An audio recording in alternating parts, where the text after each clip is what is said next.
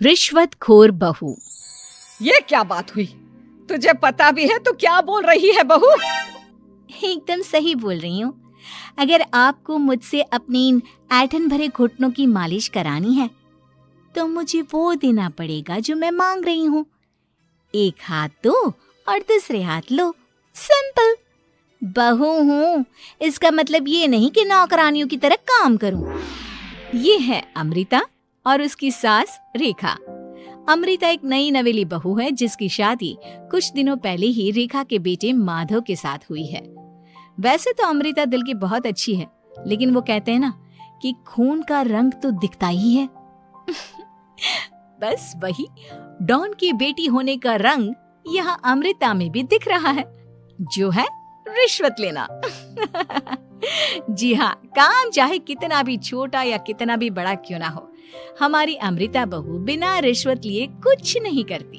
चलिए देखते हैं आगे इनके साथ और क्या क्या होता है।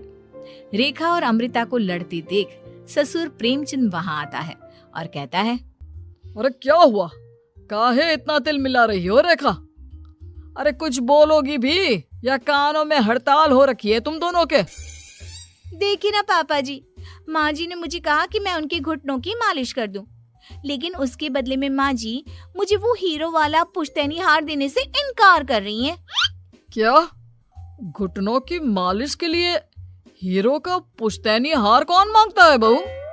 पापा जी, आपको तो पता ही है ना, आपकी बहू कितनी सयानी है, हर कोई भी काम फ्री में नहीं करती। और अब शेखावत खानदान का आटा तो इतना भी गीला नहीं है कि अपनी बहू को हार ना दे पाए। क्यों माय डियर माँ जी? देखा आपने प्रेमचंद जी, ये अब मुझसे पुश्तैनी हार मांग रही है, कल को पूरा घर मांग लेगी। अरे जा जा, मैं खुद कर लूंगी अपनी मालिश। ठीक है, मुझे क्या। एंजॉय योर मालिश टाइम माँ जी। रात में जब पति महादेव दफ्तर से लौटकर घर आते हैं तभी कमरे में, अमू सुनो ना, मेरा वो लाल रंग का जो शर्ट है ना वो धो दो ना प्लीज। एक्चुअली कल मेरी एक इम्पोर्टेंट इंटरनेशनल क्लाइंट के साथ मीटिंग है, बहुत बड़ी डील का ऑफर है, इसलिए मैं अपनी उस लकी शर्ट को पहनकर जाना चाहता हूँ। अभी धो दो, रात भर में तो सूखी जाएगी, फिर कल अच्छे से कड़क वाली इस्त्री कर देना अपने शुभ शुभ हाथों से। जी नहीं, मैं ये सब ऐसे ही नहीं करने वाली। अगर काम करवाना है तो मेरी एक शर्त है। अरे यार, तुम और तुम्हारी शर्तें, बोलो क्या है? आपको मुझे 10 मनीष मल्होत्रा डिजाइनर की साड़ियां दिलानी होगी। 2 हफ्तों में मेरी स्वीट हार्ट फ्रेंड बिल्लो रानी की शादी है।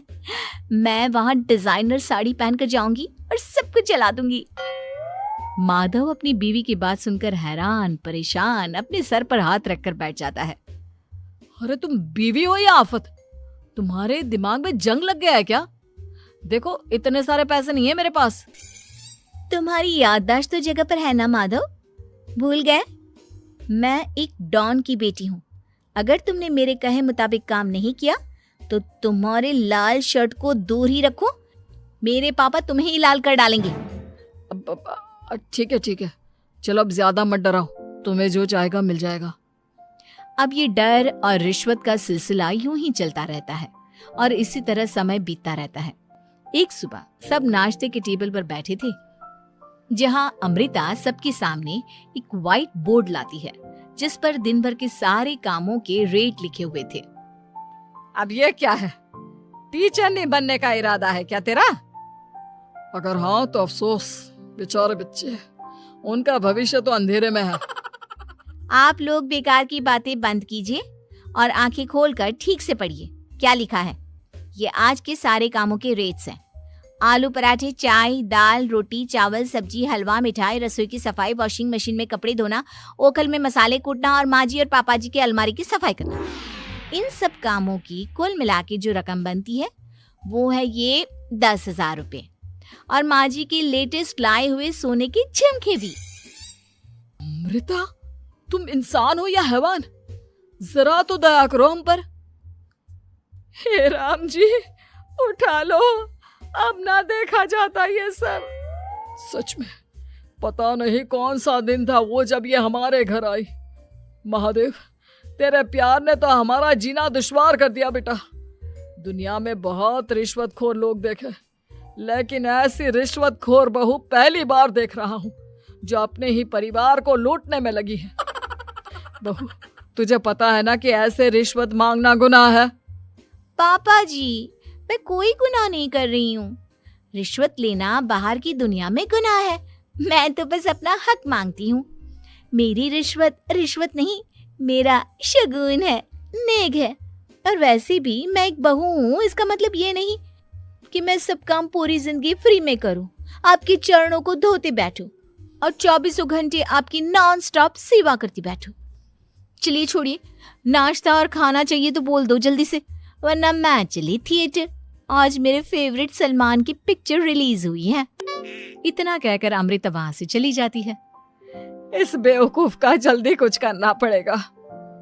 कुछ दिनों बाद घर में पूजा रखी थी और पूजा में 11 पंडितों का खाना बनाने के लिए कहा जाता है, वो भी नई बहू के हाथों से। देखो अमृता बहू, आज घर में पूजा है, 11 पंडितों को खाना खिलाना है। 56 भोग बना पाओगी?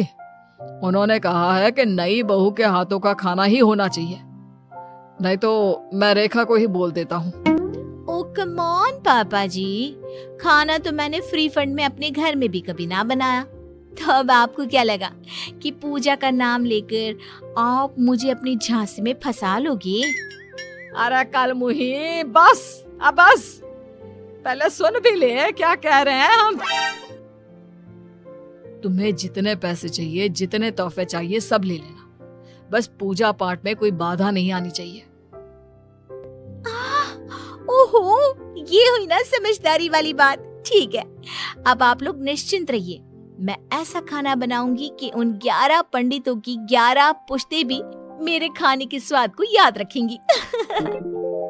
अमृता पंडितों के लिए खाना पकाती है और पूजा संपन्न होने के बाद उन्हें केले के पत्तों पर खाना परोसती भी है, जिस पर खाने का पहला निवाला खाते ही वो क्या भोजन है।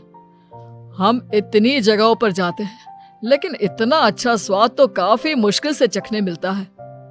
रेखा जी, प्रेमचंद भाई साहब, आप लोग सच में भाग्यवान हो कि आपको इतनी सर्वगुण संपन्न बहू मिली है, जिसके हाथों में साक्षात माँ अन्नपूर्णा विराजती है। सर्वगुण संपन्न, सबको संपन्न कर देगी यह खूंखार औरत। कुंडली मार कर बैठ गई है मेरे बेचारे बेटे के जीवन में। एक मिनट, अरे ये बात मेरे इस बूढ़े दिमाग में पहले कैसे नहीं आई? इस अमृता की बच्ची को मैं अपने घर से बाहर कैसे निकालूं? इसका उपाय तो पंडित जी के पास जरूर रहेगा। रेखा अगले दिन पंडित जी के पास जाकर उन्हें अमृता के बारे में सब कुछ बता देती है, जिसे सुन पंडित जी भी परेशान हो जाते हैं। अरे, ऐसी बहू तो 7 जन्मों में भी किसी को नसीब ना हो भगवान। देखिए रेखा जी, आपकी रिश्वतखोर बहू और आपके बेटे की कुंडलियों को जोड़कर देखा है मैंने, लेकिन इसमें तो यही बता रहे हैं कि ये आपके जीवन से कभी नहीं जाने वाली। इसलिए उससे सुधारने के लिए जल्दी आप लोगों को ही कुछ करना होगा, नहीं तो एक दिन वो आप लोगों को कंगाल करके ही दम लेगी। नहीं, ऐसा हरगिज नहीं होगा। मैं कुछ करूंगी, हाथ पे हाथ धरे नहीं बैठूंगी मैं। वहीं घर पर अमृता को ये पता चल जाता है कि उसकी सास रेखा पंडित जी के पास उसकी और महादेव की कुंडलियां लेकर गई थी, और इस पर जब रेखा घर लौटती है तब वाह माँ जी वाह, बहुत ही ज्यादा सयानी निकली आप तो।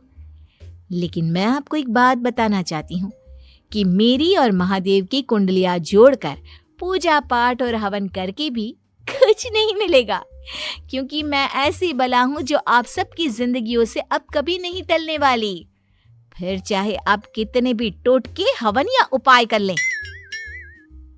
तो खुद को समझती क्या है रे बदतमीज, तुझसे बात करना तो दूर, मुझे तो तेरी शक्ल देखना भी नहीं पसंद।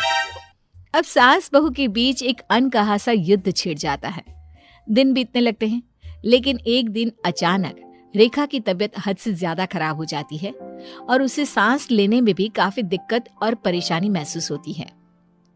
जब उसे डॉक्टर के पास ले जाया जाता है तब डॉक्टर चेकअप करके कहते हैं, देखिए, मैंने सारे टेस्ट करके देख लिए हैं और रिपोर्ट्स को क्रॉस चेक करके ये पता चला है कि रेखा जी को गंभीर दिल की बीमारी है।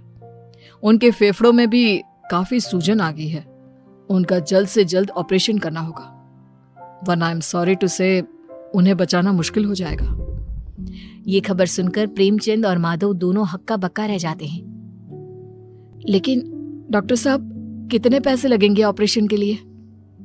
और उसके बाद रेखा पूरी तरह ठीक तो हो जाएगी ना? जी हाँ, इस ऑपरेशन के बाद वो बिल्कुल ठीक हो जाएंगे, लेकिन वो तभी हो सकता है जब ऑपरेशन टाइम से हो पाएगा। और रही बात ऑपरेशन के खर्चे की, तो उसमें तकरीबन 6 से 7 लाख रुपए तक लग सकते हैं। जहां एक तरह सब रेखा की तबीयत और ऑपरेशन को लेकर परेशान होते हैं, वहीं घर पर रेखा को बिस्तर पर देखकर भी अमृता के अंदर जरा भी दया नहीं आती। ओ माँ जी, ये अपना फालतू का मेलोड्रामा बंद कीजिए ना आप। मुझे पता है आपको मुझे रिश्वत नहीं देनी है और घर के सारे काम मुझसे मुफ्त में करवाने हैं, इसीलिए आप ये सब कर रही हो ना। सीरियसली अमृता, ऐसे हालात में तुम ऐसी बातें कैसे कर सकती हो? हम यहाँ परेशान हैं कि ऑपरेशन कैसे कराएंगे, बैंक में इतने पैसे भी नहीं है, और तुम माँ को ताने सुना रही हो। अरे अमृता बहू, मैं भला ढोंग क्यों करूंगी? हम 6 से 7 लाख का बंदोबस्त कैसे करेंगे? करेंगे पापा, कैसे भी करेंगे। अमृता, अगर कभी भी जिंदगी में तुमने मुझसे सच्चा प्यार किया है, एक पल के लिए भी सही, तो तुम्हें आज इस परिवार, इस घर की नींव, मेरी माँ को बचाना होगा। हमने अपना सब कुछ तुम्हें दे दिया है, अब तुम्हारी बारी है अपने किए का हिसाब चुकाने की। मुझे पता है तुम्हारे अंदर भी दिल है। अमृता बिना कुछ कहे वहां से चली जाती है और अपने कमरे में जाकर वो अलमारी में से अपनी माँ की तस्वीर को निकालकर अपने सीने से लगाती है और भावुक हो जाती है। माँ, आपके जाने के बाद पापा ने ही मेरा ख्याल रखा, लेकिन उनकी वजह से ही मुझ में काफी बुरी आदतें भी आ गई। शायद मुझे इतना बुरा आपकी गैर मौजूदगी ने ही बनाया। मैंने कभी आपकी लोरी नहीं सुनी, आपकी गोद में नहीं सोई, आपके हाथों से अपने बालों की चंपी नहीं करवाई, क्योंकि वक्त से पहले ही आप मुझे यहाँ छोड़कर चली गई। लेकिन अब मैंने जितना भी इस घर से लिया है, उतना सूद समेत चुकाने की बारी आ गई है। अब मैं अपने रहते अपने प्यार को भी उसी दर्द से नहीं गुजरने दे सकती जो मैंने आपके नहीं होने से सहा है। अमृता तुरंत ही अपने सारे पैसे और गहने माधव को लौटा देती है और रेखा का ऑपरेशन किया जाता है। रेखा ठीक हो जाती है और जब घर आती है तब अमृता दरवाजे पर आरती की थाली लिए खड़ी होती है। वेलकम होम माँ जी, आई मिस्ड यू। पता है कितने दिनों से किसी के भी साथ लड़ाई नहीं की थी मैंने, और ना ही किसी से रिश्वत मिली मुझे। क्या? हमें तो लगा था कि तेरी अकल ठिकाने आ गई है, लेकिन तू तो अभी भी जैसी की तैसी ही है। माँ जी, पूरी बात तो सुनिए। हाँ, ये सच है कि मैं रिश्वत लिए बिना नहीं रह सकती लेकिन अब ना मेरी रिश्वत बदल गई है। अब मुझे हर काम के बदले झप्पी, अपनापन, प्यार और अपनी इस माँ का दुलार चाहिए ये सब तो हम तुझे भर भर के दे सकते हैं बेटा। पूरा घर एक साथ अमृता को जोर की झप्पी देता है और सब हंसते मुस्कुराते घर के अंदर चले जाते हैं।